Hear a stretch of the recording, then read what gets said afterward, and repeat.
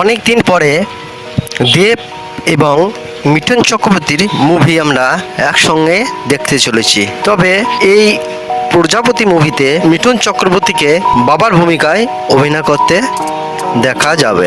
Real লাইফে যেমন মিঠুন চক্রবর্তী এবং দেব দুই রাজনৈতিক ভাবে পরিচিত। তবে একটি সংবাদ মাধ্যমে জানা গিয়েছে, দেবকে প্রশ্ন করতে দেব বলেছেন যে রাজনৈতিক জায়গায় এবং ফিল্মের জায়গায় তবে আমরা একসঙ্গে থাকলে শুধুমাত্র সিনেমা নিয়েই আমাদের আলোচনা হয়, এই নিয়ে দেব একটি সংবাদ মাধ্যমে বলেছেন। তবে ফ্রেন্ডস, আমরা এই প্রজাপতি মুভিটি অবশ্যই দেখব।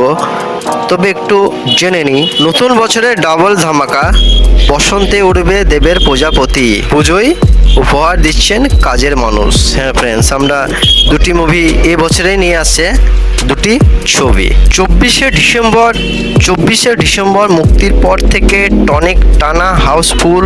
কোভিডের দাপটে প্রেক্ষাগৃহে দর্শক সংখ্যা সম্প্রতি 50% করে দিয়েছে রাজ্য সরকার। চলচ্চিত্র বিশ্লেষকদের দাবি, তাতেও বাণিজ্যে খানিকটা ভাটা পড়বে। এবারে চমক কি? পরাণ বন্দ্যোপাধ্যায় মতো এবার কি কোনো অভিনেতাকে নতুন করে আবিষ্কার করতে চলেছে পরিচালক অভিজিৎ সেন আর প্রযোজক অতনু রায় চৌধুরী? শুরু হয়ে গেল দেব পরবর্তী সিনেমা প্রজাপতি শুটিং। মঙ্গলবার থেকে সিনেমা শুটিং শুরু হয়েছে। এদিন সোশ্যাল মিডিয়া ছবি শেয়ার এমনই জানিয়েছেন অভিনেতা। সেই সঙ্গে জানিয়ে দিয়েছে, সব ঠিক থাকলে আগামী বড়দিনে ক্রিসমাসে মুক্তি পাবে সিনেমা।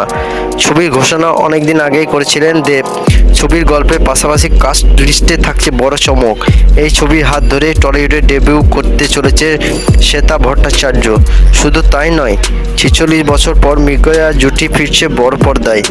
মিঠুন চক্রবর্তী ও মমতা শঙ্কর জুটিকে দেখা যাবে প্রজাপতি সিনেমায়। জানা গিয়েছে, দেবের বাবার চরিত্রে দেখা যাবে মিঠুন চক্রবর্তীকে। বাবা ও ছেলের সম্পর্কে গল্প বলবে এই ছবি। তবে ফ্রেন্ডস, মুভিটি অবশ্যই দেখুন এবং এই ভিডিওটি দেখতে থাকুন।